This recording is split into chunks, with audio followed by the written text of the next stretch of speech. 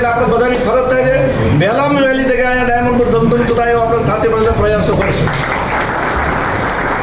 સુરતના ડાયમંડ બુર્સે સંપૂર્ણ ધબકતું કરવા કવાયત તેજ કરાઈ રહી હોય તેમ લાગી રહ્યું છે, તો નાયબ મુખ્યમંત્રીની અપીલને લઈ વેપારીઓએ ફરી શુભ શરૂઆત કરી છે. સુરત ડાયમંડ બુર્સને સંપૂર્ણ ધબકતું કરવા કવાયત તેજ કરાઈ હોય તેમ 2 વર્ષ અગાઉ પીએમ મોદીના હસ્તે ઉદ્ઘાટન કરાયું હતું, છતાં માત્ર 250થી 300 જેટલી ઓફિસો શરૂ થઈ શકી હતી. તો યુક્રેન અને રશિયાના યુદ્ધના કારણે ડાયમંડ ઉદ્યોગમાં આવેલી મંદીના પગલે હીરા વેપારીઓમાં નિસરતા જોવા મળી હતી. નાયબ મુખ્યમંત્રી હર્ષ સંઘવીની અપીલના પગલે નાના વેપારીઓ ફરી શુભ શરૂઆત કરી છે. ગત રોજ 60 જેટલી ઓફિસો અને 30થી 40 જેટલા નાના વેપારીઓએ કેબિનો શરૂ કરી હતી. તો માત્ર 15,000ના નજીવા ભાડામાં લાઇટ બિલ સાથેની કેબિન ડાયમંડ બુર્સમાં મળી રહી છે, જેથી મૈદરપુરા હીરા બજારના 40 જેટલા વેપારીઓ સુરત ડાયમંડ બુર્સ તરફ વળ્યા છે. સુરત ડાયમંડ બુર્સમાં કુલ 4,000થી વધુ ઓફિસો છે, પરંતુ આર્થિક મંદીમાં કારણે હમણાં સુધી ઓફિસો શરૂ કરવામાં નિસરતા દેખાઈ હતી, જ્યાં હાલ નવી આશાનું કિરણ જોવા મળ્યું છે. મૈદરપુરા હીરા બજારના વેપારીએ ડોટ મૂકતા નવી આશા જાગી છે.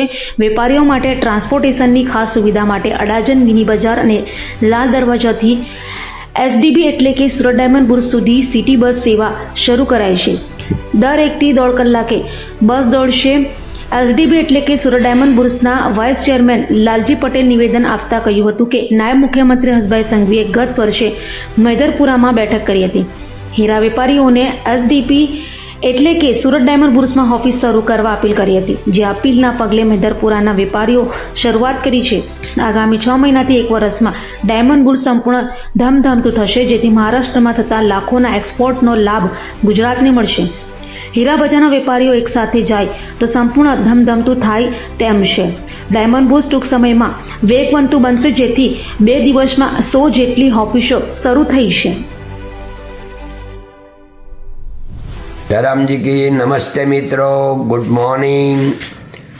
આજનો દિવસ ઐતિહાસિક દિવસ છે, કારણ કે સુરત ડાયમંડ બુર્સમાં એસડીબીમાં આપણા બહુ બધા વેપારીઓએ આજે એમની નવી ઓફિસો ચાલુ કરે છે. એનું શુભ મુહૂર્ત છે. જે આજે જે મિત્રો જે કંપનીઓ સુરત ડાયમંડ બુર્સમાં ઓફિસો શરૂ કરી રહી છે એમને ખૂબ ખૂબ અભિનંદન, શુભેચ્છા અને ધન્યવાદ સાથે ભગવાનને પ્રાર્થના કે આ બધાય કંપનીઓ એસડીબીમાં આવીને 10 ટાઈમ મોટી થાય અને એને ખૂબ ભગવાન સાથ આપે અને બરકત આપે. અને આજે જે મિત્રો એસડીબીમાં આવ્યા છે એ બધાનો હું હૃદય દિલથી આભાર માનું છું. હું આજે આપના શુભેચ્છામાં હાજરી આપી શક્યો નથી, કારણ કે હું રાંચી છું અને હું લગભગ 21 તારીખે સુરત આવીશ, એટલે આપ સૌને મળવા 22 તારીખે આવીશ. અને જે આના પહેલાં એસડીબીમાં જે મિત્રોએ ઓફિસ ચાલુ હતી એને પણ ધન્યવાદ કે એણે આખું લાઈવ રાખ્યું, તેનાથી આપણું એસડીબી આજે લાઈવ રહી શક્યું છે. અને આ તબક્કે આપણને જેણે બહુ સાથ સહકાર આપ્યો છે એવા માનનીય આપણા મિનિસ્ટર શ્રી હર્ષભાઈનો હૃદય દિલથી આભાર માનું છું કે એમણે આપણને બધાઈને એક કર્યા, બધાને પ્રેમથી સાથે રાખ્યા અને આજે એમને એ પણ આપણી સાથે રહ્યા. એ બદલ હૃદયથી હર્ષભાઈનો પણ ખૂબ ખૂબ આભાર, ધન્યવાદ. જય હિન્દ, જય ભારત મિત્રો, નમસ્તે. સર, ડાયમંડ બુર્સ શરૂ કરવા માટેના હવે ધમધમતું કરવા માટેના એડી ચોટીનું જોર લગાવી રહ્યા છે અને પ્રયાસો શરૂ થયા છે. જે રીતે વાત કરી હતી તે મુજબ ફેબ્રુઆરીથી શરૂ થઈ રહ્યું છે, શું કહેશો? નમસ્કાર મિત્રો, સુરત ડાયમંડ બુર્સ વર્લ્ડનું લાર્જેસ્ટ બિલ્ડિંગ બન્યું છે, આપણે સૌ કોઈ જાણીએ છીએ. આદરણીય પ્રધાનમંત્રી દ્વારા 2 વર્ષ પહેલાં એનું ઇનોગ્રેશન કરવામાં આવ્યું હતું. ત્યાર પછી ધીમે ધીમે 250 ઓફિસના ફર્નિચર પૂર્ણ થતાં એનું ઓપનિંગ પણ કરવામાં આવ્યું હતું. પરંતુ ડાયમંડનો યુક્રેન યુદ્ધના અને આંતરરાષ્ટ્રીય માહોલના હિસાબે તે બિઝનેસ બરાબર ચાલતો ન હતો, એ એક મોટું કારણ હતું.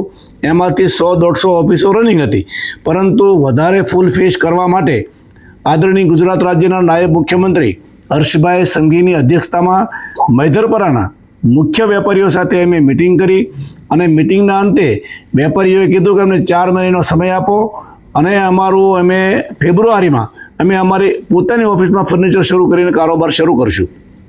તો મિત્રો ગઈકાલે 30 થી 35 મુખ્ય વેપારીઓ જે મૈધરપરાના વર્ષોથી મુખ્ય ખરીદી કરતા હોય એ બધાએ પોતાની ઓફિસના ઓપનિંગ કર્યા અને સાથે સાથે નાના અને મધ્યમ વર્ગના લોકો પણ જોડાયા કે અમારે પણ અમારી ઓફિસ ચાલુ કરી પણ ફર્નિચર નથી, તો અમે 65 કેબિનની ચાવી ગઈકાલે આપી દીધી અને એને પણ એનો નાના વેપારીઓ પણ એનો કારોબાર શરૂ કર્યો છે. એટલે મને એવું લાગે છે મૈધરપરા અને મિની બજાર આ મુખ્ય વેપારીઓ ત્યાં જાય એટલે નાની મોટી મૈધરપરાના અને મિની બજારના 1000 થી 1200 ઓફિસો પોતે ખરીદી લે છે. એની અંદર બધા જ વેપારીઓ પોતાનો કારોબાર શરૂ કરશે એવી અમને ખાતરી આપી છે અને ગઈકાલથી જે ઓપનિંગ કર્યા પછી હવેથી ફર્નિચર શરૂ કરી અને 1 વર્ષની અંદર મૈધરપરા અને મિની બજારના તમામ વેપારીઓ ત્યાં કારોબાર શરૂ કરશે એવો અમને આત્મવિશ્વાસ છે અને થશે જ. અચ્છા સાહેબ, ટ્રાન્સપોર્ટેશનની કઈ રીતે આખી વ્યવસ્થા થઈ છે અને ભાડું જે નાના વેપારીઓ છે એની કેબિનનું કઈ રીતે રાખ્યું? હા, હવે નાના વેપારીઓનું ભાડું જે છે એમ ખાલી 15,000 રૂપિયા મહિને રાખ્યું છે. એની અંદર એસી, ફર્નિચર, ટેબલ તમામ વસ્તુ આવી ગઈ. એને પોતાના માલ સામાન લઈને જ આવવાનું રહેશે એટલે એને એકદમ નહીં નફો નહીં નુકસાનના ધોરણે અમે કેબિનો આપી છે. બીજું ટ્રાન્સપોર્ટેશન માટે આદરણીય હર્ષભાઈ સંઘવીએ મહાનગરપાલિકાને સૂચના આપતા મૈધરપરાથી એક બસ ઉપડશે, એક મિની બજારથી ઉપડશે, એક સંજીવની કુમાર ઓડિટોરિયમ હોલથી ઉપડશે. 3 જગ્યાથી દર 1.5 કલાકે એસી બસ મૂકે છે, નવી બસ મૂકે છે. એની અંદર સિક્યુરિટી સાથે ડાયમંડ બુર્સ જવાની વ્યવસ્થા કરવામાં આવી છે. સાહેબ, શું લાગે છે જે રીતે પ્રયાસો શરૂ થઈ ચૂક્યો છે શરૂઆતમાં, તો ક્યાં સુધીમાં આખું 45 સાથે ઓફિસો સાથેનું ડાયમંડ બુર્સ ધમધમતું થઈ જશે? ગઈકાલનો માહોલ જોતા અમને એમ લાગે છે કે આ મૈધરપરાના વેપારીઓ બધા જો 1 વર્ષમાં આવી જશે, આવશે એવું ને આવી જ જવાના છે. તો ત્યાર પછી ધીમે ધીમે 1 વર્ષ બાદ મુંબઈના વેપારીઓ પણ ધીમે ધીમે પોતાનો કારોબાર શરૂ કરશે એટલે એને 2 વર્ષ લાગશે. કોઈ નહીં ચાલુ થાય એવો જરાય અમને આત્મવિશ્વાસ નથી. અમારી કમિટી મેમ્બરો તમામ ફૂલ પ્રયાસ કરી રહ્યા છે, એનું રિઝલ્ટ પણ મળી રહ્યું છે. એટલે ઓફિસો શરૂ થવાની છે એમાં કોઈ વાત નથી. થોડો ટાઈમ લેશે એનું અમને દુઃખ છે પણ મહેનત એમ પૂરી કરી રહ્યા છીએ, એની સફળતા મળતી પણ જાય છે.